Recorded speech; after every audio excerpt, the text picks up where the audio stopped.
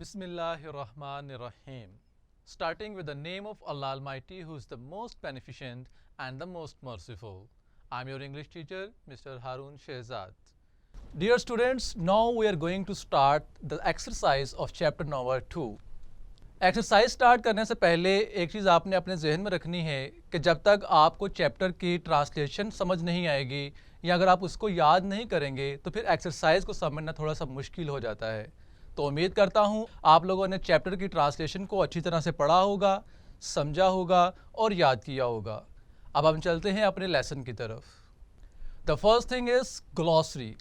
First word is devotion, लगन, जाननिसारी, loyalty, supreme, आला, बरतर, highest in status, native, आबाई वतन, from once Motherland, commendable, काबिल तारीफ, एडमायरेबल, वैल्यू, अहमियत, कदर, वर्थ।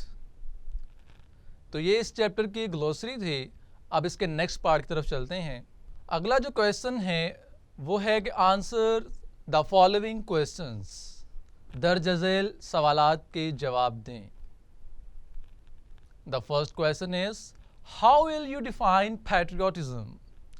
आप हुब्बुल वतनी की तारीफ कैसे करेंगे। So the very first line of the chapter is the answer of question number 1, and that is patriotism means love for the motherland or devotion to one's country. हुब्बुल वतनी का मतलब मादरे वतन से मोहब्बत या अपने मुल्क के लिए जानिसारी का जज्बा है। The second question is what are the qualities of a patriot? एक मुहिब्बे वतन की खूबियाँ क्या होती हैं। So the answer is a patriot loves his country. He is always ready to sacrifice his life for the motherland. He does not compromise on the sovereignty, integrity and honor of the country. एक मुहिब्बे वतन अपने वतन से मोहब्बत करता है। वो हमेशा अपनी ज़िंदगी मादरे वतन पर कुर्बान करने के लिए तैयार रहता है।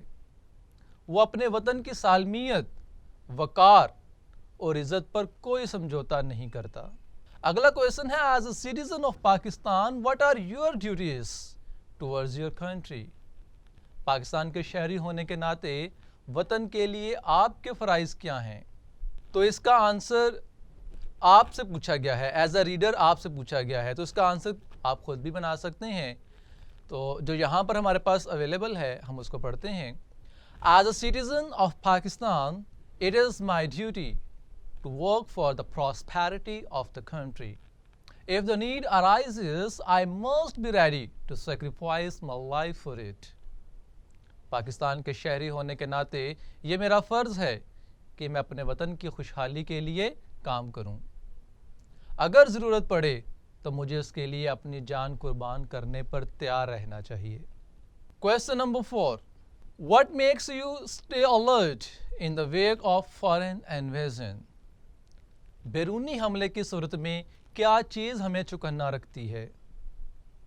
So the answer is the spirit of patriotism makes us stay alert in the wake of foreign invasion. हुब्बुल वतनी का जज्बा हमें बैरूनी हमले की सूरत में हमेशा चौकन्ना रखता है। And the last question is elaborate the given quote of Quaid Azam Mohammad Ali Jinnah. Quaid Azam Mohammad Ali Jinnah के कौल दर्ज झेल कॉल की वजाहत करें। और वो कॉल क्या है। We must develop a sense of patriotism which galvanizes us all into united and strong nation. हमें आपस में हुब्बुल वतनी के जज्बे को उभारना चाहिए जो हमें एक मुत्तहिद और मजबूत कौम बनाता है। So the answer is the given quote of Quaid Azam Mohammad Ali Jinnah means that patriotism is the spirit which keeps us united. Quaid Azam के दिए गए कौल का मतलब है कि हुब्बुल वतनी वो जज्बा है जो हमें मुत्तहिद रखता है। तो यहाँ पर इस चैप्टर के क्वेश्चन आंसर्स कंप्लीट होते हैं। अगला पार्ट वोकैबुलरी से रिलेटेड है, यानी कि ज़हीरा अल्फाज से मुतल्लिक है। क्वेश्चन क्या है कि right the contextual and dictionary meanings of the following words. हमारे पास कुछ वर्ड्स हैं, हमने उनके कॉन्टेक्सचुअल मीनिंग्स भी बताने हैं और उनका डिक्शनरी में मीनिंग क्या है, इन दोनों को डिस्कस करना है। कॉन्टेक्सचुअल मीनिंग्स मैंने पहले भी बताया था कि टेक्स्ट के अंदर, आपके चैप्टर के अंदर वो वर्ड किस सेंस में यूज़ हुआ है और डिक्शनरी में उसका मीनिंग एक्चुअल क्या है। तो ये दोनों हमने यहाँ पर कंपैरिजन के तौर पर डिस्क्राइब करने हैं। तो फर्स्ट वर्ड इज कंजर्वेशन, इसका कॉन्टेक्सचुअल मीनिंग है प्रिजर्वेशन और डिक्शनरी मीनिंग है प्रोटेक्शन ऑफ वैल्यूज।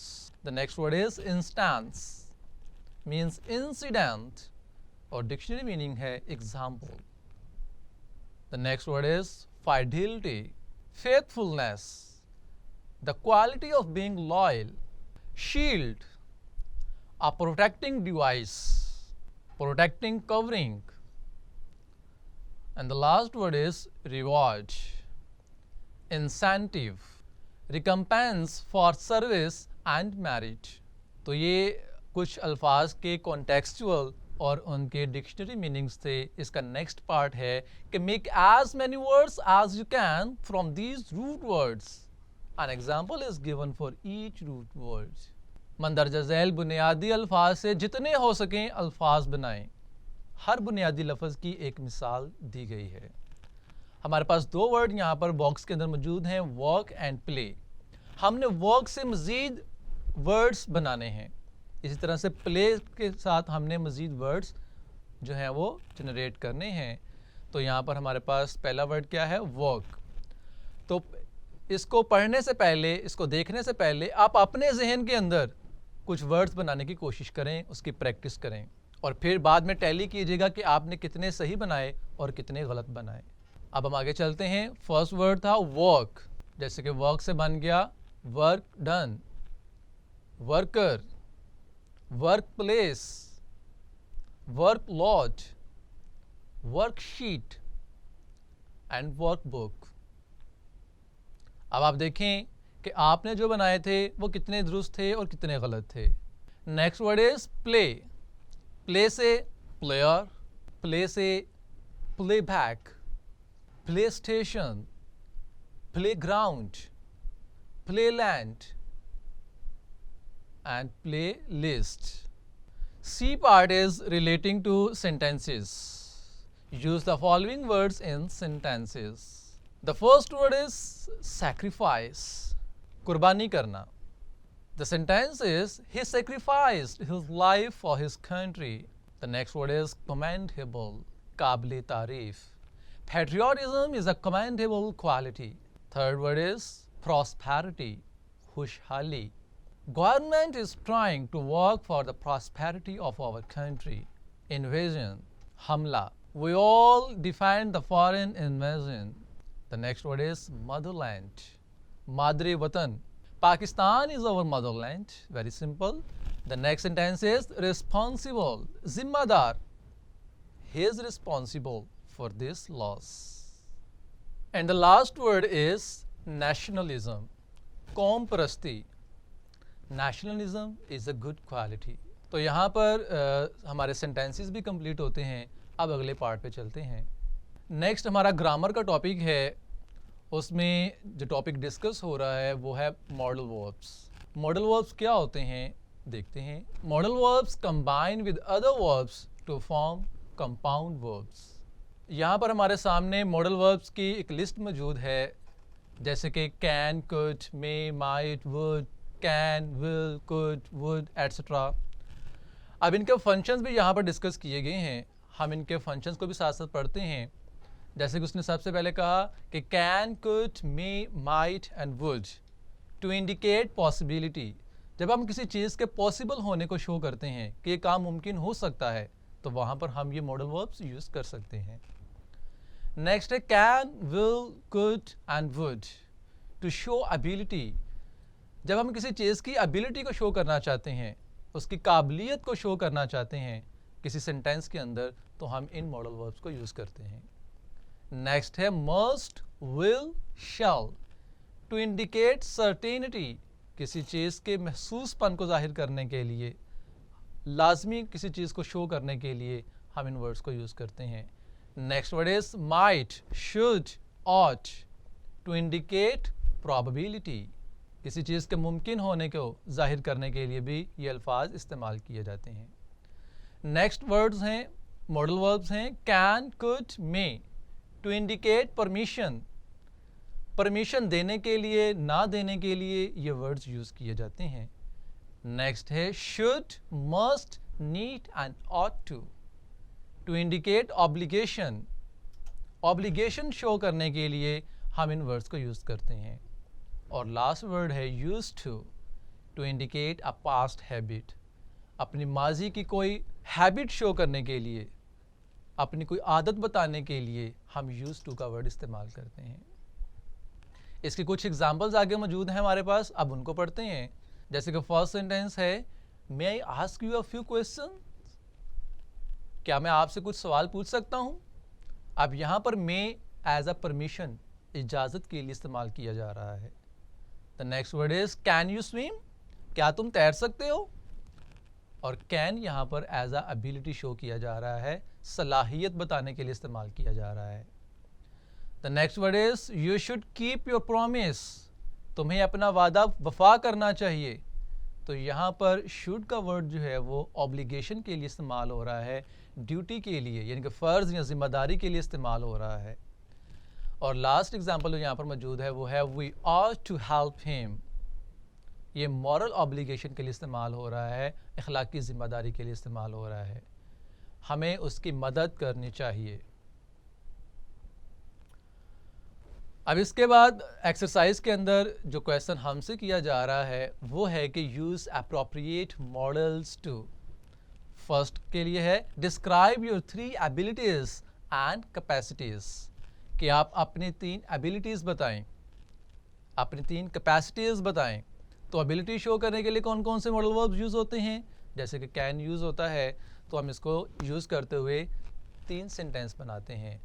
आप अपनी एबिलिटीज़ भी बता सकते हैं, इन सेंटेंसेस को चेंज भी कर सकते हैं, लेकिन कीप इन माइंड कि आपने मॉडल वर्ब सही इस्तेमाल करना है। जैसे कि यहाँ पर सेंटेंसेस मौजूद हैं I can speak English, it is my ability, मेरी एबिलिटी है ना ये, तो I can speak English. Next one is I can climb up the tree, मैं दरख्त पर चढ़ सकता हूँ, it is also my ability. And the last one is I can swim, मैं तैराकी कर सकता हूँ। सेकेंड है ask teachers permission for going out, आपने टीचर से परमिशन लेनी है बाहर जाने के लिए, तो आप क्या वर्ड यूज़ करते हैं, may I go out to drink water sir.